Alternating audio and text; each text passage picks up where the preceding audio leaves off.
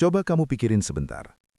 Tanggal 1 April 2026, banyak orang masih dalam suasana lebaran atau baru balik dari mudik. Bensin di SPBU masih bisa diisi, antrian masih terbilang wajar, harga Pertalite masih Rp10.000 per liter, sama seperti yang kamu bayar sejak September 2022. Hampir 4 tahun, harganya tidak berubah. Tapi di saat yang sama, di balik angka yang terlihat stabil itu, ada sesuatu yang sedang terjadi di skala global, sesuatu yang seharusnya sudah membuat harga BBM kita meledak jauh lebih tinggi dari sekarang. Harga minyak dunia sudah menembus angka yang tidak pernah kita bayangkan dalam skenario normal. Konflik besar meletus di Timur Tengah. Jalur distribusi minyak global yang paling strategis di seluruh dunia sudah nyaris lumpuh, dan pemerintah Indonesia tiba-tiba mengumumkan kebijakan yang kelihatannya modern. ASN alias aparatur sipil negara alias pegawai negeri diwajibkan kerja dari rumah setiap hari Jumat. Kelihatannya, itu kebijakan biasa. Tapi kalau kamu teliti lebih dalam, kebijakan itu bukan muncul tanpa alasan. Dan alasan sesungguhnya, itulah yang hari ini kita bedah habis-habisan di asupan otak.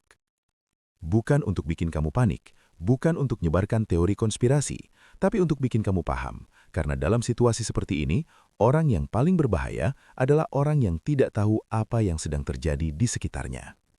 Siap? Kita mulai. Bagian 2. Apa yang sebenarnya terjadi di Timur Tengah dan kenapa ini langsung nyambung ke dompet kamu?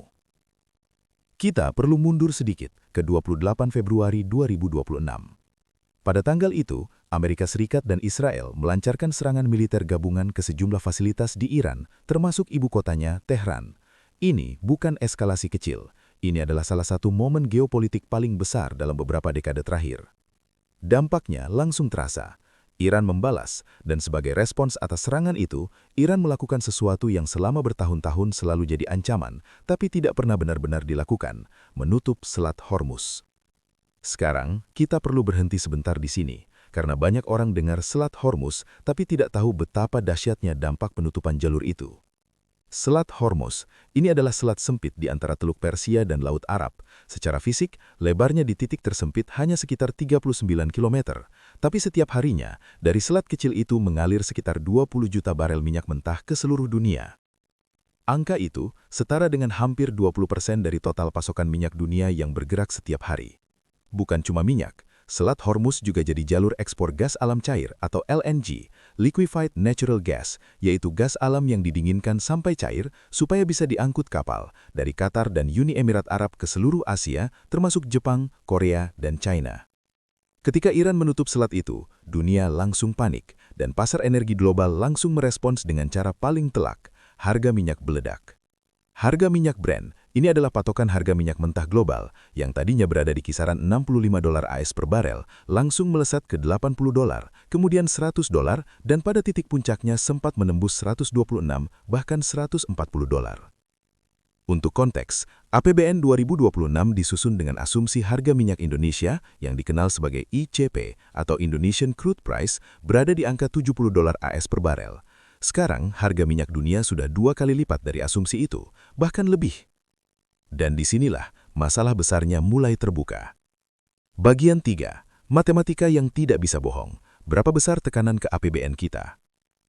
Sekarang, kita masuk ke angka. Dan angka-angka ini bukan saya karang. Ini dari data resmi pemerintah dan para ekonom. Setiap kenaikan harga minyak dunia sebesar $1 AS per barel, Indonesia harus menambah anggaran subsidi energi sekitar Rp6,8 triliun. Ini disampaikan langsung oleh Menteri Keuangan Purbaya Yudi Sadewa dalam rapat kerja bersama Komisi 11 DPR RI pada 6 April 2026. Sekarang, hitung bersama saya. APBN 2026 diasumsikan dengan harga minyak $70 AS per barel. Harga minyak sekarang sudah mencapai $100–140 per barel. Artinya, selisihnya sudah $30–70 per barel. Kalau selisihnya $30, 30 dikali 6,8 triliun sama dengan Rp204 triliun tambahan beban subsidi. Kalau selisihnya $70, seperti yang terjadi saat harga minyak menembus $140, kamu tinggal kalikan sendiri. 70 dikali 6,8 triliun rupiah sama dengan Rp476 triliun. Itu bukan angka kecil. Itu hampir setengah dari total defisit APBN 2026 yang sudah ditetapkan sebesar Rp795 triliun atau 2,5% dari PDB, produk domestik bruto, yaitu total nilai semua barang dan jasa yang dihasilkan Indonesia dalam setahun. Secara hukum, defisit APBN Indonesia tidak boleh melebihi 3% dari PDB. Ini diatur dalam Undang-Undang Nomor 17 Tahun 2003 tentang Keuangan Negara. Tapi dengan tekanan harga minyak seperti sekarang, berbagai simulasi ekonom menunjukkan defisit bisa melebar ke 3,3%, bahkan lebih, dan itu artinya kita sudah melampaui batas hukum. Dalam skenario paling ekstrim, kalau harga minyak terus bertahan di $150 AS per barel, defisit bisa mencapai 5-6% dari PDB dengan tambahan beban subsidi energi hingga Rp544 triliun.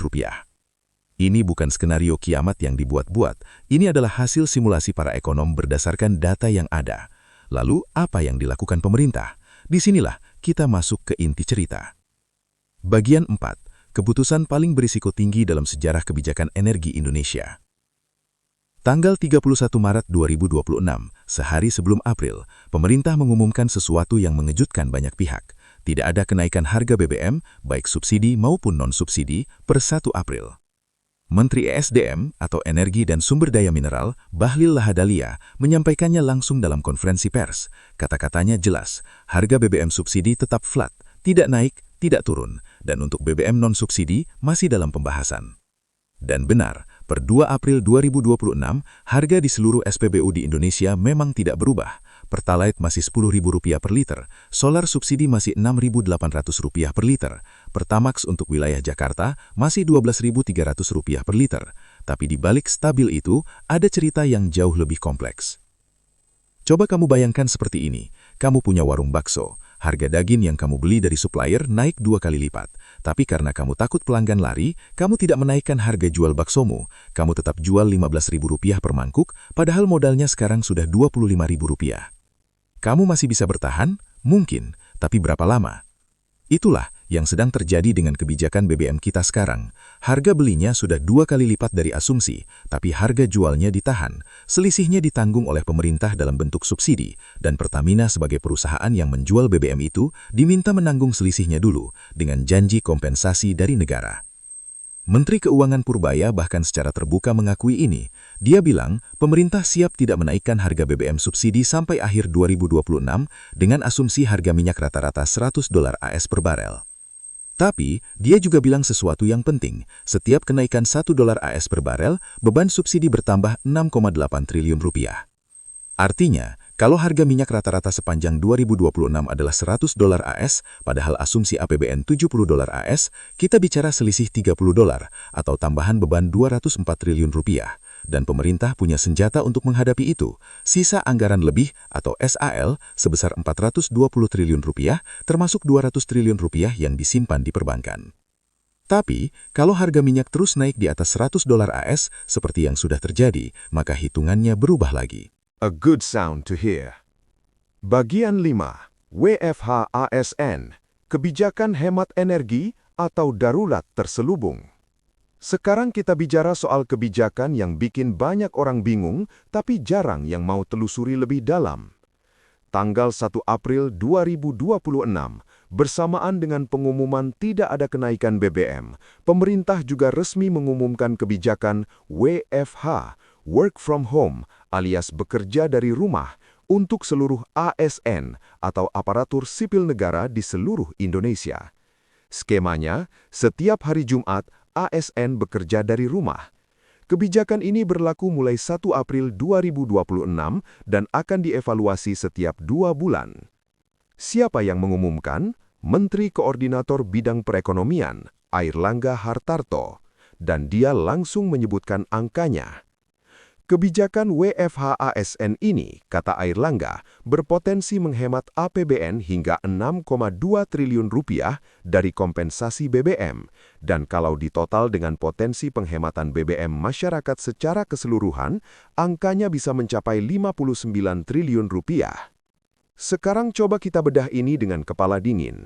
Di permukaan, kebijakan ini kedengarannya wajar. Transformasi budaya kerja, digitalisasi birokrasi, fleksibilitas, efisiensi. Semua kata-kata itu muncul dalam pengumuman resmi. Dan memang dalam konteks modernisasi kerja, WFH punya tempat yang legitimate, sah, dan masuk akal. Tapi ada detail kecil yang menarik. Dalam keterangan resminya, pemerintah dengan terang-terangan menyebut bahwa tujuan utama WFH ini adalah untuk mengurangi konsumsi BBM, bukan sekedar efisiensi kerja, bukan digitalisasi semata, tapi secara spesifik hemat BBM. Wali Kota Surabaya Eri Cahyadi bahkan berkata langsung tanpa basa-basi, WFH ini kan filosofinya menghemat BBM, bukan lainnya. Jadi pertanyaan yang harus kita tanyakan adalah, kenapa pemerintah perlu mengeluarkan kebijakan yang secara eksplisit tujuannya adalah mengurangi konsumsi BBM, di tengah situasi di mana mereka juga mengumumkan harga BBM tidak naik? Jawabannya ada di matematika yang kita bahas tadi. Kalau harga BBM tidak dinaikkan, satu-satunya cara untuk mengurangi tekanan ke APBN dari sisi konsumsi adalah kurangi konsumsinya, bukan harganya, tapi volumenya. Dan cara paling mudah untuk mengurangi volume konsumsi BBM tanpa harus menaikkan harga adalah kurangi mobilitas. Kurangi orang yang pergi ke kantor, kurangi kendaraan yang melintas di jalan, kurangi antrian di SPBU. Itulah logika di balik WFH ASN. Bukan hanya soal transformasi budaya kerja, ini adalah demand management, manajemen permintaan dalam bahasa ekonomi yang lebih halus. Pengamat kebijakan publik dari Universitas Padjadjaran, Bonti Wiradinata, mengatakan hal ini dengan lugas. Pemerintah memilih jalur manajemen permintaan daripada menaikkan harga BBM subsidi yang beresiko memicu inflasi dan gejolak politik.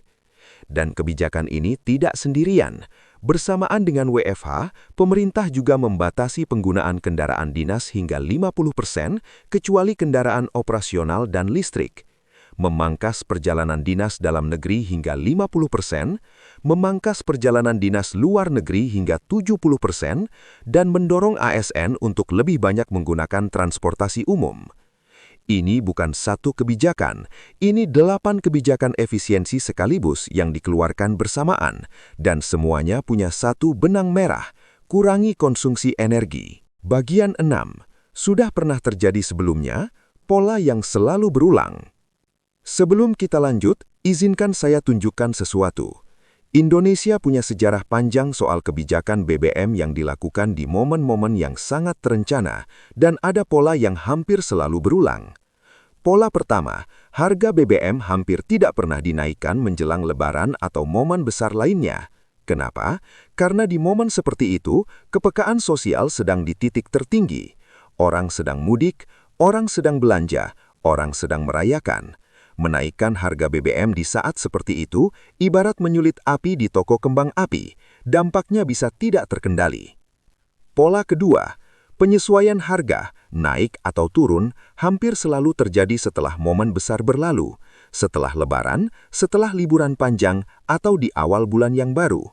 Karena saat itu, ruang untuk menyesuaikan menjadi lebih luas dan reaksi masyarakat biasanya lebih terukur. Dan pola-pola ini bukan sesuatu yang jahat atau salah. Dalam konteks menjaga stabilitas sosial dan ekonomi, ini adalah pendekatan yang secara teoritis masuk akal. Panic buying, kepanikan massal yang dipicu oleh pengumuman mendadak, bisa jauh lebih merusak daripada kenaikan harga itu sendiri. Tapi yang perlu kita sadari adalah, pola ini sedang terjadi lagi, dengan skala tekanan yang jauh lebih besar dari biasanya. Dan kita perlu membacanya dengan mata yang lebih terbuka. Bagian 7. Suara-suara yang mulai jujur. Salah satu hal yang menarik dari situasi ini adalah bahwa tidak semua orang di lingkaran kekuasaan bersepakat untuk terus menahan. Mantan Wakil Presiden Jusuf Kalla, salah satu tokoh ekonomi senior Indonesia yang punya pengalaman panjang dalam kebijakan energi, secara terbuka menyatakan pandangan yang berbeda. Pada 5 April 2026, dalam sebuah wawancara di kediamannya di Jakarta Selatan, JK, sapaan akrabnya, mengatakan bahwa pemerintah perlu mempertimbangkan pengurangan subsidi, artinya menaikkan harga BBM. Alasannya jelas, kalau harga terus ditahan, negara harus menutup selisihnya dengan subsidi yang semakin besar. Subsidi yang semakin besar berarti utang yang semakin besar. Dan utang yang semakin besar, kata JK, akan memberikan beban yang lebih berat dalam jangka panjang dibandingkan kenaikan harga BBM yang dilakukan sekarang. Ini bukan pendapat orang biasa. JK adalah mantan wakil presiden yang pernah langsung terlibat dalam pengambilan keputusan soal harga BBM di berbagai era. Kalau dia sudah berani bicara seperti ini secara publik, itu artinya tekanannya sudah cukup besar untuk disuarakan. Di sisi lain, ekonom dari Celios, Center of Economics and Law Studies, Nailul Huda, malah menyoroti hal yang berbeda. Dia mempertanyakan efektivitas kebijakan WFH ASN sebagai solusi untuk mengurangi konsumsi BBM. Argumennya menarik. ASN jumlahnya hanya sekitar 2% dari total populasi Indonesia. Kalau cuma 2% itu yang WFH hari Jumat, apakah penghematan BBM-nya signifikan? Menurut Nailul, tidak terlalu. Dan bahkan ada resiko sebaliknya. ASN yang WFH hari Jumat bisa memanfaatkannya untuk long weekend, pergi ke tempat wisata, dan justru mengkonsumsi lebih banyak BBM. Dan dia punya poin yang bagus. Solusi yang lebih efektif untuk mengurangi konsumsi BBM secara massal adalah memperbaiki dan memperluas transportasi umum di kota-kota besar, bukan WFH satu hari seminggu untuk 2% populasi. Tapi apakah itu artinya kebijakan WFH ini tidak punya makna lebih dalam? Itu yang perlu kita pikirkan bersama. Bagian 8. Apa yang sedang terjadi di SPBU dan mengapa kamu harus memperhatikan detail kecil? Sekarang kita mundur dari angka-angka besar dan lihat sesuatu yang lebih dekat dengan kehidupan sehari-hari. Ketika tim media melakukan pemantauan langsung di lapangan pada 1 April 2026, mereka menemukan sesuatu yang menarik. SPBU Pertamina, semuanya beroperasi normal, harga terpampang jelas, antrian ada tapi tidak dramatis. SPBU BP, beroperasi normal, harga belum berubah dari Maret. Tapi SPBU Vivo, totem harga, papan yang menampilkan harga BBM, mati. Dari 3 SPBU Vivo yang dikunjungi wartawan, semuanya tutup. Tidak ada aktivitas pegawai. Padahal biasanya SPBU Vivo sudah buka sejak pukul 00 WIB. SPBU Shell, totem harga juga kosong, angkanya 0. Di website resmi Shell Indonesia, informasi harga tidak tersedia. Ini detail kecil yang mudah terlewat, tapi artinya cukup dalam. Vivo dan Shell adalah operator SPBU swasta yang menjual BBM non-subsidi dan mengikuti harga pasar. Mereka tidak punya kewajiban untuk menahan harga seperti Pertamina yang mengikuti arahan pemerintah. Ketika harga minyak dunia naik dan mereka tidak bisa menentukan harga yang menguntungkan untuk dijual, atau lebih tepatnya ketika situasinya terlalu tidak pasti untuk dipasang harga, pilihan yang paling aman adalah tutup sementara atau tidak menampilkan harga sama sekali. Ini bukan krisis, tapi ini adalah tanda bahwa bahkan di level operator SPBU swasta, situasinya sudah cukup tidak pasti untuk membuat mereka tidak bisa beroperasi normal. Dan Pertamina yang tetap buka, itu karena Pertamina adalah BUMN, badan usaha milik negara, yang punya kewajiban untuk menjaga ketersediaan energi nasional terlepas dari kondisi finansialnya. Pertamina diminta menanggung selisih biaya antara harga pasar dengan harga jual eceran saat ini, dengan kompensasi dari negara yang akan datang kemudian. Hei, sebentar, kalau kamu sudah sampai di titik ini dan merasa konten ini memberi kamu informasi yang belum kamu dapatkan di tempat lain, tolong bantu channel Asupan Otak dengan 1 klik subscribe dan share video ini ke grup keluarga atau teman-teman kamu. Kita butuh lebih banyak orang yang bisa melihat situasi ini dengan kepala jernih, tanpa panik, tapi juga tidak buta. Yuk lanjut. Bagian 9. Impor minyak kita. Ketergantungan yang belum selesai diperbaiki. Kita perlu bicara soal satu fakta yang sering tidak disebut dalam diskusi soal harga BBM, tapi ini adalah akar dari mengapa kita begitu rentan terhadap gejolak harga minyak dunia. Indonesia bukan negara tanpa minyak. Kita punya minyak, tapi produksi dalam negeri kita sudah tidak cukup untuk memenuhi kebutuhan sendiri sejak bertahun-tahun lalu. Indonesia mengimpor minyak mentah sekitar 1 juta barel per hari. Ini bukan angka kecil.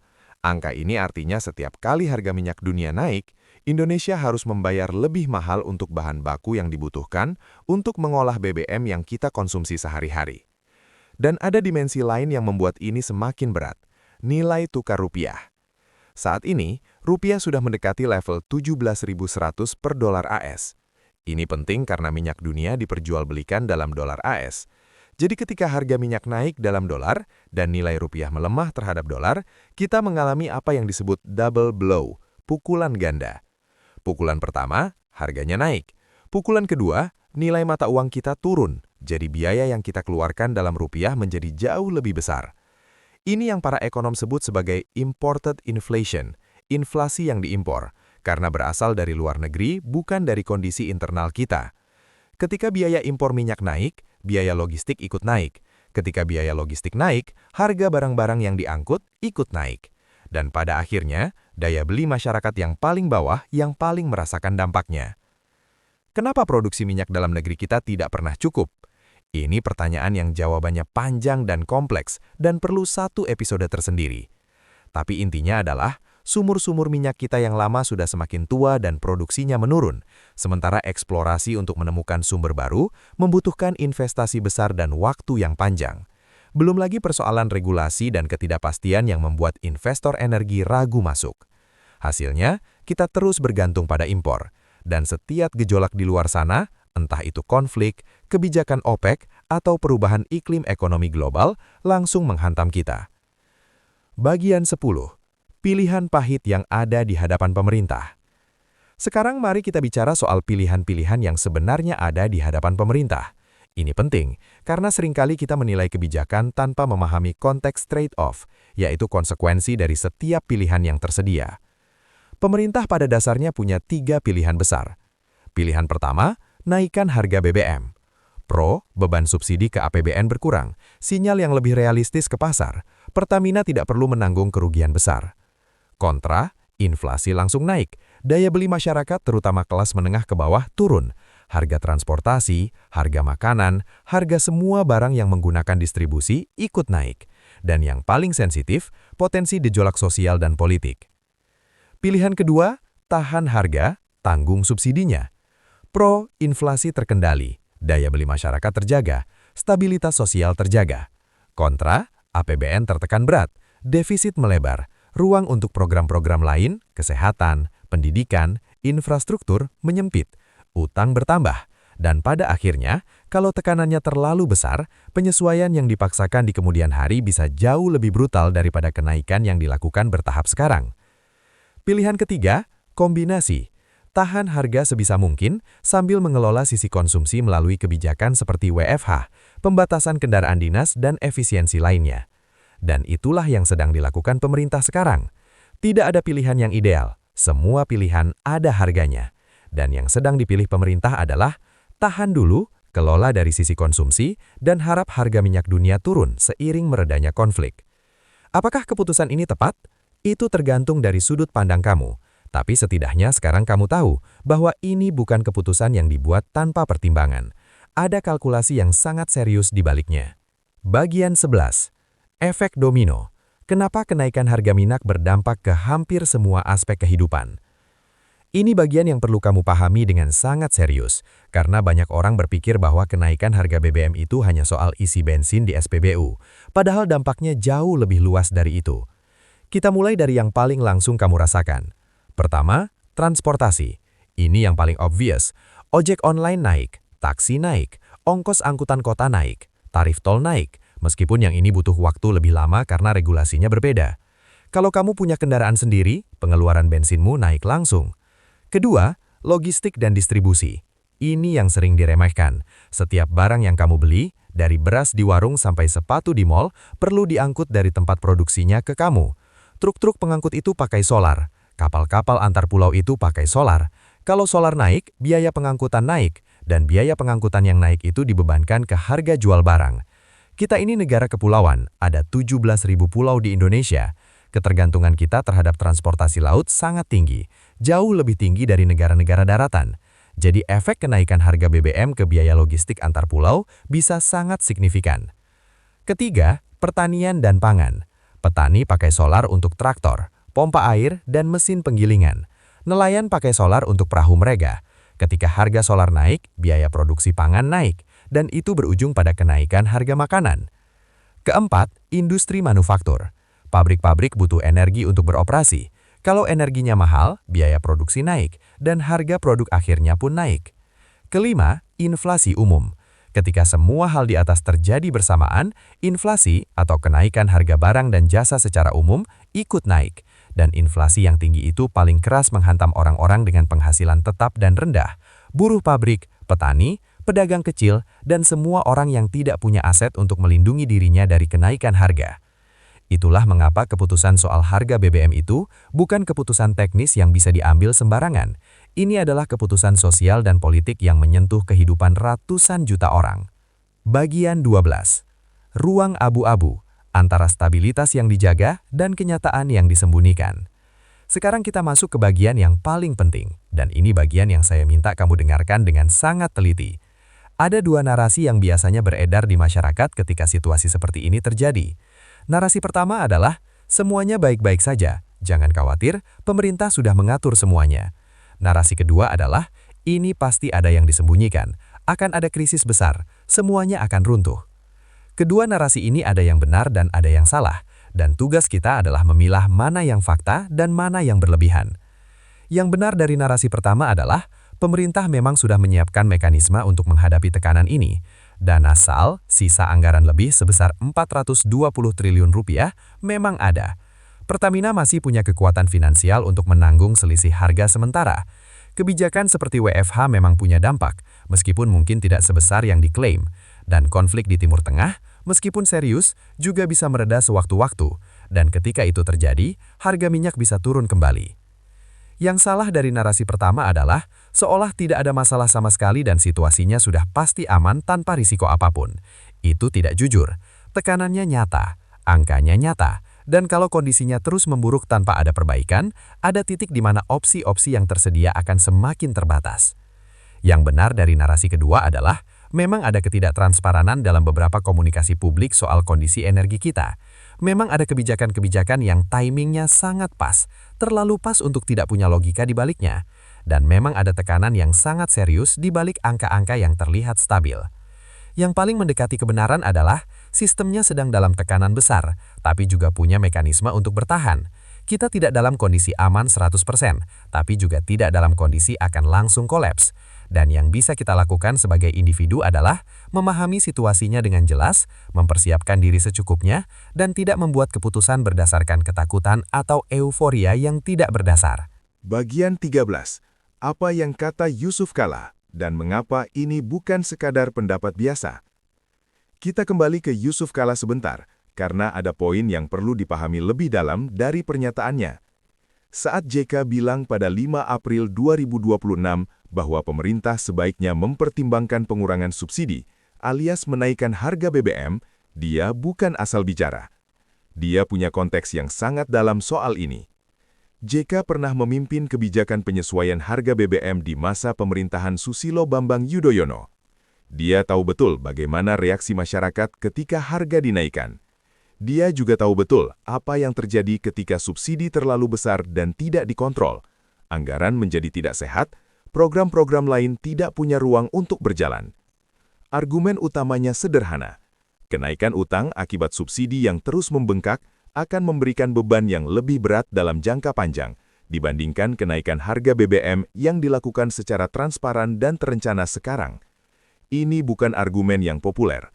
Tidak ada politisi yang suka menyampaikan kabar buruk, tapi ini adalah argumen yang secara ekonomi memiliki dasar yang kuat.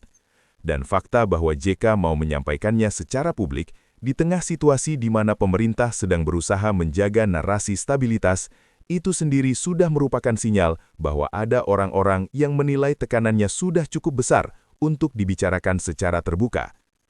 Bagian 14. Skema lengkap. Bagaimana pemerintah menjaga kesan stabil sambil bermain api. Sekarang kita rangkum semua yang sudah kita bahas dan lihat gambaran besarnya. Konflik Iran-AS-Israel meletus pada akhir Februari 2026. Selat Hormuz nyaris ditutup.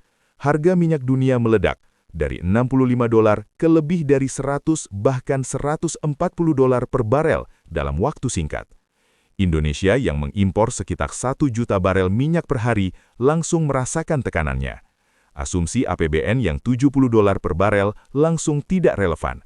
Beban subsidi menggelembung, rupiah melemah. Respons pemerintah multidimensi. 1. Tahan harga BBM. Tidak ada kenaikan per 1 April. Pertamina diminta tanggung selisihnya dulu. 2. Keluarkan kebijakan WFH ASN setiap Jumat. Kurangi mobilitas, kurangi konsumsi BBM dari sisi demand. Potensial hemat Rp6,2 triliun dari APBN dan Rp59 triliun dari masyarakat. 3. Batasi kendaraan dinas sampai 50%. Batasi perjalanan dinas dalam dan luar negeri. 4. Efisiensi belanja kementerian dan lembaga. Kurangi pengeluaran yang tidak prioritas. 5. Gunakan SAL, sisa anggaran lebih, sebesar Rp420 triliun sebagai bantalan kalau tekanannya terlalu besar. 6. Komunikasi publik yang menenangkan, aman, terkendali, tidak ada kenaikan, masih stabil. Harap konflik mereda, harap harga minyak turun. Apakah ini strategi yang cerdas? Dalam jangka pendek mungkin iya. Menjaga kepercayaan masyarakat adalah hal yang sangat penting.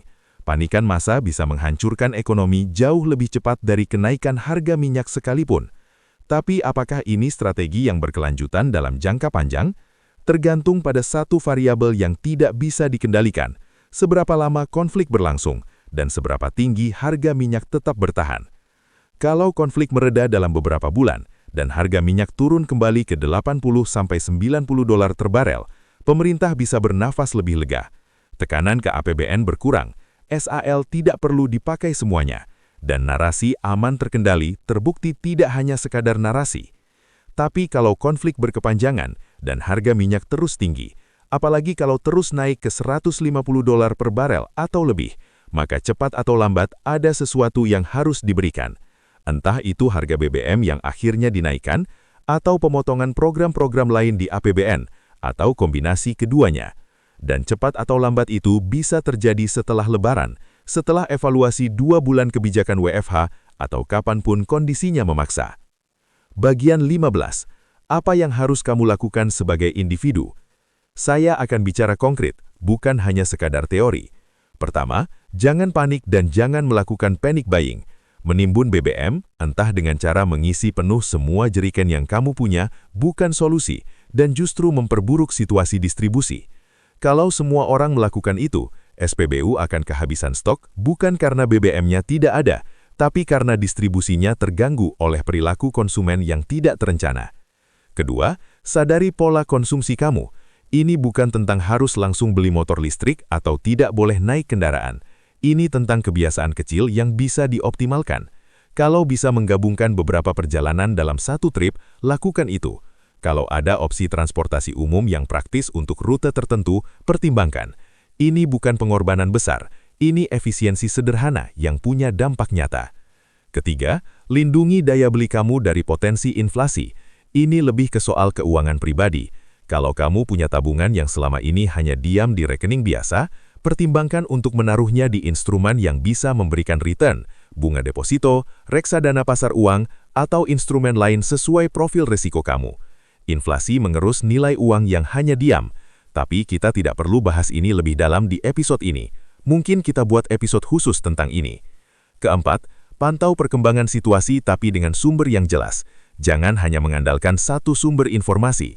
Cek data dari sumber resmi seperti ESDM, Pertamina, BPS, dan Kementerian Keuangan. Bandingkan dengan analisis dari ekonom dan pengamat independen. Dan selalu tanya, apa datanya, bukan hanya apa opininya. Kelima, pahami bahwa kebijakan pemerintah hampir pasti akan berubah setelah situasinya lebih jelas.